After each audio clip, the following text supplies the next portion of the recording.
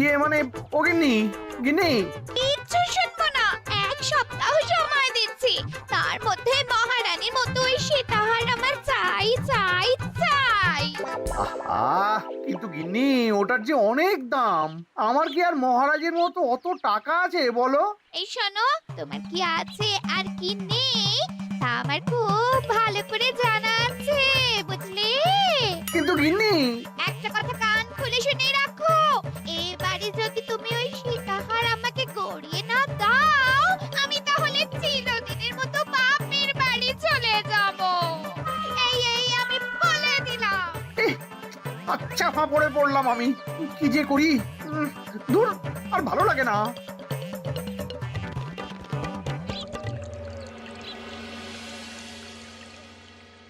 আজকে তোমাদের সকলের কাছে আমার একটা প্রশ্ন আছে। বলুন মহারাজ। আচ্ছা, ধরো তোমরা যদি এ রাজ্যের লোক না হতে, অন্য কোনো রাজ্যের হতে, তাহলে তোমাদের কাছে কৃষ্ণনগর কেমন মনে হতো? মহারাজ, এক কথায় বলতে গেলে সমৃদ্ধ শক্তিশালী রাজ্য। বেশ, তা হঠাৎ এমন প্রশ্ন মহারাজ? আসলে বেশ কিছুদিন ধরেই আমি একটা কথা ভাবছিলাম। ঈশ্বরের দয়ায় আমাদের সবই আছে, তবু রাজ্যকে আরো শক্তিশালী ও অন্যান্য রাজ্যের সাথে সুসম্পর্ক বজায় রাখা একটা রাজধর্মে পড়ে। ঠিক বলেছে। ঠিক বলেছেন। বলি, তুমি কি এসব কথা কখনো ভাবো মন্ত্রী? হ্যাঁ মানে আগে রোজ না, কিন্তু কখনো সখনো বোধহয় ভেবেছিলাম। কবে শুনি? ইয়ে ওই তো কিছুদিন আগে, ওই সেদিন। এটা ঠিক কোন সেদিনের কথা বলছেন মন্ত্রী মশাই? যেদিন আকাশে ওই দুটো সূর্য উঠেছিল? তোমাকে সবকিছুতে ফোড়ন কাটতেই হবে না গোপাল, হ্যাঁ? কি আর করি বলুন, আপনার কষ্ট যে আর সহ্য হয় না।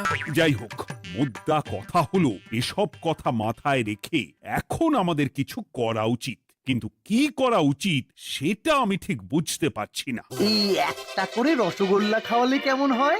এই, তুমি থামবে? মহারাজ, আমার কাছে একটা উপায় আছে। 10 দিনের একটা মিলন মেলার আয়োজন করলে কেমন হয়? খুব বাজে হবে। একটা মেলা কত ঝামেলার কাজ সেটা বোঝো?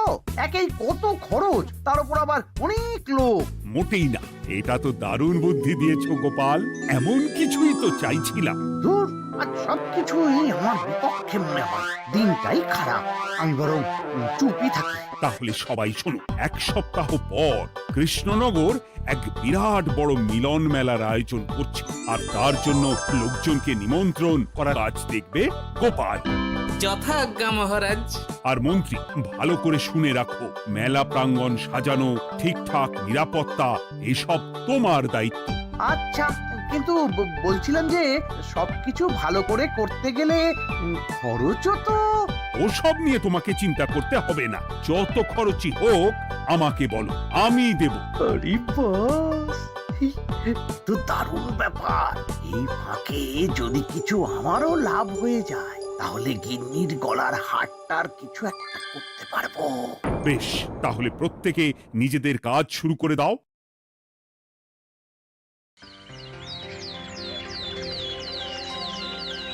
শোনো শোনো শোনো, 1 সপ্তাহ পর কৃষ্ণনগর মেলা প্রাঙ্গণে অনুষ্ঠিত হতে চলেছে 10 দিন ব্যাপী মিলন মেলা।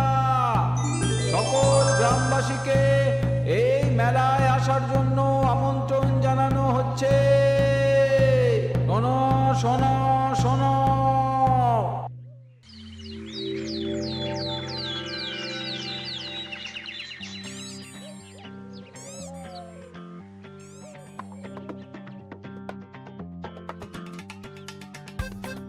বাহ বাহ বাহ, ঠিক যেমনটা চেয়েছিলাম তেমনটাই হয়েছে। আর এসব কিছুর জন্য আমি গোপালকে ধন্যবাদ জানাতে চাই। কি যে বলেন মহারাজ, এই কৃষ্ণনগর তো আমার নিজেরই পরিবার। সেসব আমরা খুব ভালো করেই জানি গোপাল। আদিক্ষেতা একেবারে উতলে পড়ছে, এসব দেখে গা জ্বলে যায়। তোমার এই এত ভালো বুদ্ধি দেওয়ার জন্য আমি তোমাকে 50টি স্বর্ণমোহর উপহার দিতে চাই। এটা কি হলো? এরকম হলে কিন্তু আমি খেলবো না।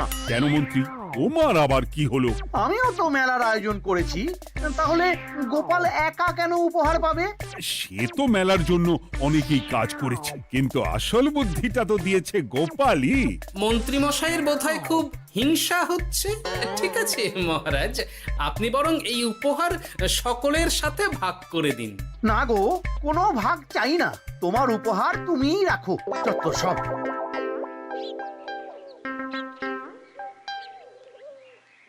আমার কি এত খারাপ দিন এসেছে নাকি যে আমাকে গোপালের থেকে পুরস্কার নিতে হবে? অনেক হয়েছে। না না না, এবার আমাকেই কিছু ভাবতে হবে মনে হচ্ছে।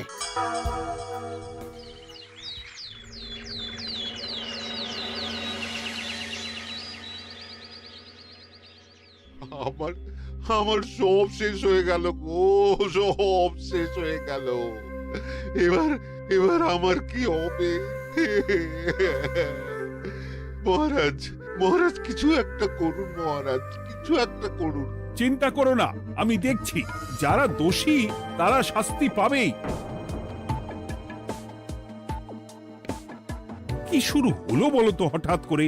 এত বড় বড় চুরি ডাকাতি হয়ে গেল, অথচ কেউ কোনো টেরই পেল না। হ্যাঁ মহারাজ, আসলে রাতের বেলা যখন সবাই ঘুমিয়ে থাকে তখন এই চুরি ডাকাতিগুলো হয়, তাই কেউ কোনো শব্দ পায় না। ভালো করে অনুসন্ধান করো, যে বা যারা এই কাজ করছে তাদের যত তাড়াতাড়ি সম্ভব ধরে ফেলতে হবে, নইলে তো আমাদের প্রজাদের অনেক ক্ষতি হয়ে যাচ্ছে। হ্যাঁ মহারাজ, আপনি কোনো চিন্তা করবেন না। কোথায় আনন্দ করে সব প্রজারা মেলা ঘুরবে তা নয়, আবার এই উটকো ঝামেলা। একটা কথা বলছি, কিছু মনে করবেন না। আসলে এই ঝামেলার কারণ হলো গোপাল। আমি ঠিক জানতাম কোনো না কোনো ভাবে আপনি আমাকে দোষ দেবেন। সত্যি তো, এসবের সাথে গোপালের কি সম্পর্ক? ওরই তো সম্পর্ক আছে মহারাজ। মেলা শুরু হলো আর তার সাথে চুরি ডাকাতিও। আর যদি গোপাল মেলার বুদ্ধিটা না দিত তাহলে রাজ্যে এত চুরি ডাকাতিও বাড়তো না। মানছি মন্ত্রী মশাই, মেলার বুদ্ধিটা আমার, কিন্তু মেলার নিরাপত্তা রক্ষা তো আপনার দায়িত্ব ছিল। যদি মেলা থেকেই এই ঝামেলা শুরু হয় তাহলে তো আপনার কাজেও ফাঁক আছে।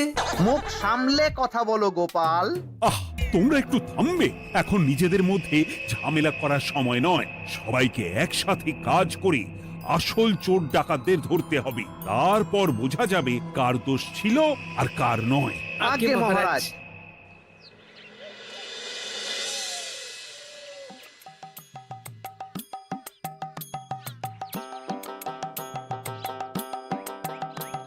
এই তো তুমি এসে গেছো।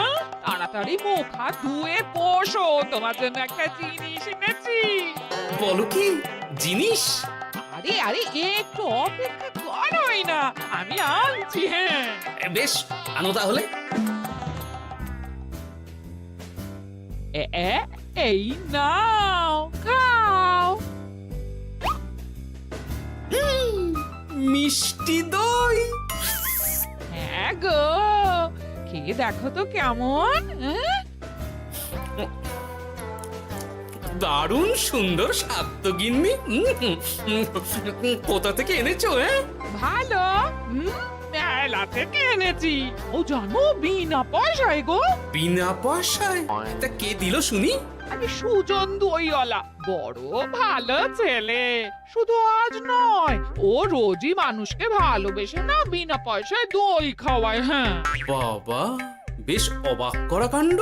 আসলে সুজনের দেশের বাড়িতে অনেক জমি জমা, গরু মোষ আছে। ও তাই বলে ওর টাকা পয়সার নাকি কোনো দরকার নেই, তাই ও বিনা পয়সায় খাওয়ায়। হ্যাঁ বুঝলাম। বাবা, খুব ঘুম পাচ্ছে এখন। ও গিন্নি, শোনো না, আমি বরং একটা ঘুম দিই এখন, বুঝলে? তুমি বরং বিকেলে আমায় একটু ডেকে দিও, ওর কাজ আছে। আচ্ছা বেশ। তোমাদের জন্য সেটাই ভালো, কারণ এমনিতেই মহারাজ চোর ডাকাত ধরার জন্য প্রহরীর ব্যবস্থা করছে পুরো রাজ্যে। না না না, সে নিয়ে আপনি চিন্তা করবেন না।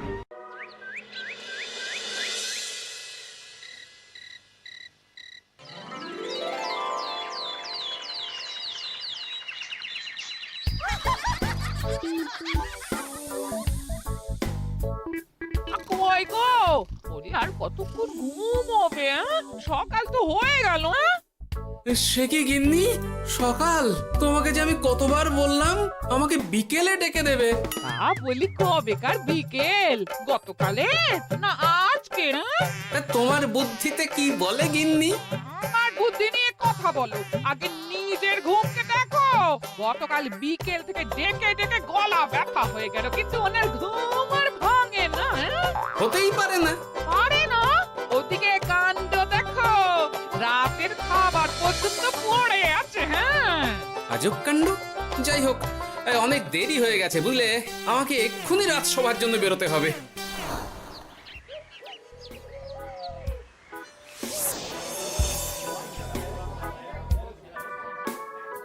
বাবা, এত ভিড় কি আছে এখানে? একটু কাছে গিয়ে দেখি তো। সত্যি সত্যি ভাই সুজন, তোমার হাতে জাদু আছে। এত সুন্দর মিষ্টি দই, এ স্বাদ ভোলার নয় ভাই। আচ্ছা, তাহলে এই হলো সুজন দইওয়ালা। ভালো মিষ্টি দই আছে, নেবে নাকি গো? পয়সা লাগবে না। জানি তো, সত্যি দারুণ স্বাদ এই দইয়ের। আমি খেয়েছি তো। তবে আজ নেব না গো, কাল এসে নিয়ে যাব। আচ্ছা আচ্ছা আচ্ছা।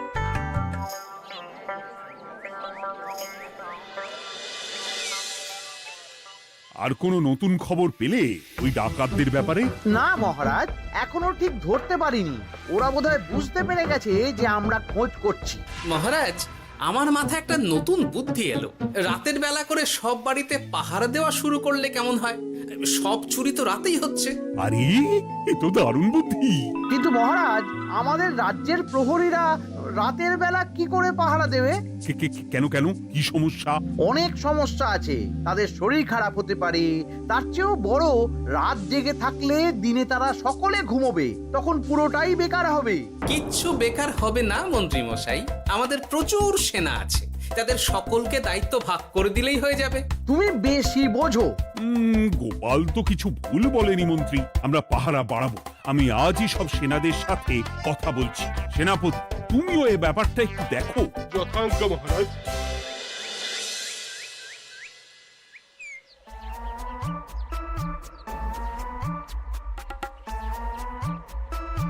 চোর ডাকাতদের ধরার জন্য যদি একটা সূত্রের হদিশ পাওয়া যায় তাহলেই কেল্লা ফতে, কিন্তু সেটাই পাওয়া যাচ্ছে না বলেই এত সময় লাগছে। আরে, ওটা মন্ত্রী মশাই মনে হচ্ছে না? আড়ালে দাঁড়িয়ে এরকম কার সাথে কথা বলছে? এবার আমি যা বলছি ভালো করে শোনো। আজ রাতে মেলার পিছনের দিকে যে মাঠটা আছে সেখানে চলে এসো। বাকি কথা ওখানেই হবে। এই জায়গা নিরাপদ নয়। বেশ রহস্যজনক ব্যাপার। মেলার পিছনের মাঠ বলল না? রাতে আমাকেও দেখতে হবে কি হয় সেখানে।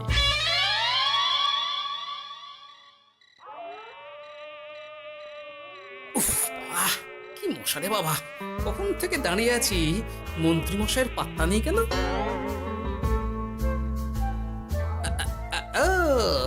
ওই তো চলে এসেছে। এই যে আমার সোনার হাটটা কই? হ্যাঁ, পই পই করে বলেছিলাম আমার ওটা চাই। আগে কি আর বলি বলুন তো, ওই হারটা আমাদের দলের প্রধানের খুব পছন্দ হয়ে গেছে, তাই কোনোভাবেই ওটা দিতে পারলাম না। কি এত বড় সাহস! আমার বলার পরেও তুমি এরকম করলে? বড় ভুল হয়ে গেছে মন্ত্রী মশাই, এবারের মতন ক্ষমা করে দিন, আর হবে না, এই কথা দিচ্ছি। তোমাদের জন্য সেটাই ভালো, কারণ এমনিতেই মহারাজ চোর ডাকাত ধরার জন্য প্রহরীর ব্যবস্থা করছে পুরো রাজ্যে। না না না, সে নিয়ে আপনি চিন্তা করবেন না, আমাদের ধরা পড়ার কোনো সুযোগই নেই, কারণ যে পরিমাণ ওষুধ আমি আমার দইতে মিশিয়ে দিই সেটা একবার যে খাবে মরার মতন ঘুমোবে। বাহ বাহ বাহ, সে তো খুব ভালো। করো করো।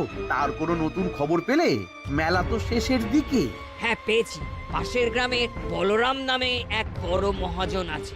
পরশু তার মেয়ের বিশাল ধুমধাম করে বিয়ে।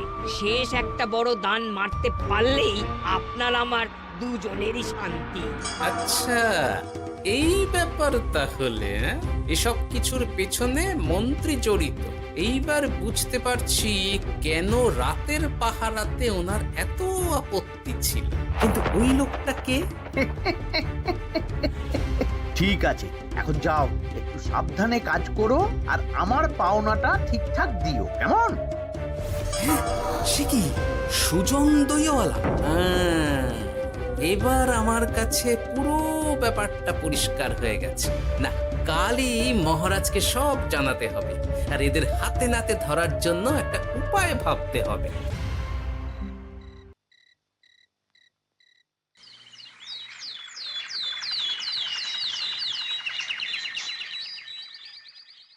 আরে এসো এসো, তোমার জন্যই তো অপেক্ষা করছিলাম। কি এমন জরুরি কথা আছে যে একান্তে দেখা করতে চাইলে? কোন মুখে বলি মহারাজ, সর্ষের মধ্যেই যখন ভূত তখন আর কি।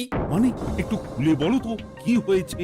আমাদের রাজ্যের এই এত বড় বড় চুরি ডাকাতির পিছনে কারা আছে সেটা আমি জানতে পেরে গেছি মহারাজ। হ্যাঁ, এ তো দারুণ খবর। তাহলে আমরা এখানে কি করছি? এখনই তাদেরকে গিয়ে বন্দি করি? না মহারাজ, আমাদের হাতে কোনো প্রমাণ নেই, তাই ওইভাবে বন্দি করতে পারবেন না। কেন বলো তো, কারা আছে পেছনে? সেটা আপনি নিজের চোখেই দেখে নেবেন পরে। তবে এটা জানিয়ে রাখি, আমাদের মন্ত্রী মশাইও যুক্ত আছেন। কি? আমাদের মন্ত্রী? এত বড় বিশ্বাসঘাতকতা! আমি এখনই নিজের হাতে ওকে বন্দি করতে চাই। না না না না মহারাজ, সেটা করলে বাকি ডাকাতদের ধরতেই পারবেন না। তাহলে উপায়? আমি জানতে পেরেছি এই ডাকাতদের পরের নিশানা হলো পাশের গ্রামের বলরাম মহাজনের বাড়ি। বলরাম মহাজন? কাল তোর মেয়ের বিয়ে, আমাদেরও তো নিমন্ত্রণ আছে সেখানে। তাহলে তো আরোই সোনায় সোহাগা। শুনুন মহারাজ, আমার মাথায় দারুণ এক বুদ্ধি এসেছে। সে কি? হ্যাঁ, আপনি কোনো চিন্তা করবেন না, আমি শুধু যা বলছি সেটা করুন, বাকিটা আমি সামলে নেব। তবে দেখবেন যেন মন্ত্রী মশাই এসবের কিচ্ছুটি টের না পায়। বেশ বেশ বেশ।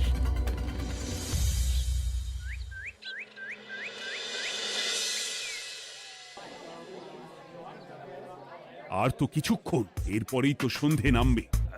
তোমার সবকিছু তৈরি তো? হ্যাঁ মহারাজ। আরে মহারাজ আর গোপাল কানে কানে এত কি কথা বলছে, আমাকেও জানতে হবে সেটা। ওই যে আসছে মরকটটা, আমার আর ওকে এক মুহূর্ত সহ্য হচ্ছে না। মনে হচ্ছে গুদুম গুদুম করে ওর মাথায় গাঁটটা মারি।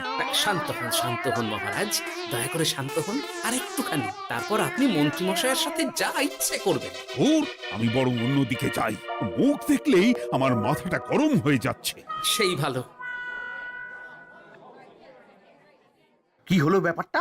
যাই হোক, আর তো কিছুক্ষণ, তারপর আমার বিশাল লাভ হবে। বরং ততক্ষণ আমি পেট পুজো করি।